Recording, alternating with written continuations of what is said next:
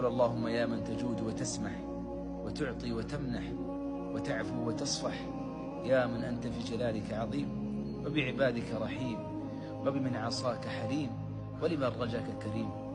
قل ربي أدعوك بعزتك وجلالك ألا تصعب لي حاجة ولا تعظم علي أمرا ولا تحني لي قامة ولا تفضح لي سرا ولا تكسر لي ظهرا.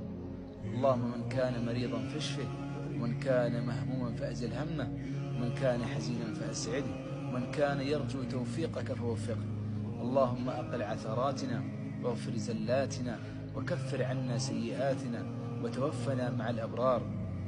قل ربي رفعت كفي نحو عطفك داعيا راجيا ألا ترد دعائي، يا قاضي الحاجات يا كاشف الكربات يا مجيب الدعوات يا غافر الزلات، عافني واعف عني واغفر لي وارحمني برحمتك يا ذا الجلال والإكرام.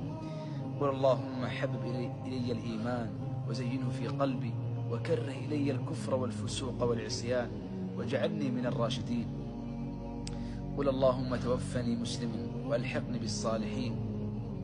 قل اللهم أقل عثراتي واغفر زلاتي وكفر عني سيئاتي وتوفني مع الأبرار. قل اللهم اعطنا ولا تحرمنا وآثرنا ولا تؤثر علينا وارضنا وارض عنا.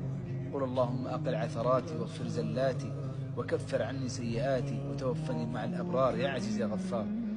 قل اللهم عافني في روحي وفي جسدي وفي قلبي وفي بدني وفي صحتي وعافني في دنياي وآخرتي.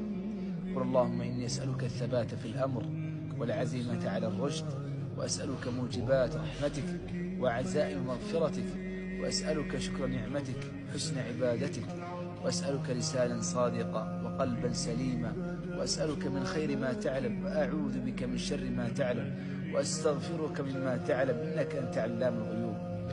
قل اللهم إني أسألك من الخير كله عاجله وآجله ما علمت منه ما لم أعلم، وأعوذ بك من الشر كله عاجله وآجله ما علمت منه ما لم أعلم، وأسألك الجنة وما قرب إليها من قول أو عمل، وأعوذ بك من النار وما قرب إليها من قول أو عمل، وأسألك مما سألك به عبدك ونبيك محمد صلى الله عليه وسلم، وأعوذ بك مما تعوذ منه عبدك ونبيك محمد صلى الله عليه وسلم، وما قضيت لي من قضاء فاجعل عاقبته رشدا. قل اللهم يا وهاب أبسط علي من بركات رحمتك وفضلك ورزقك إنك أنت الوهاب.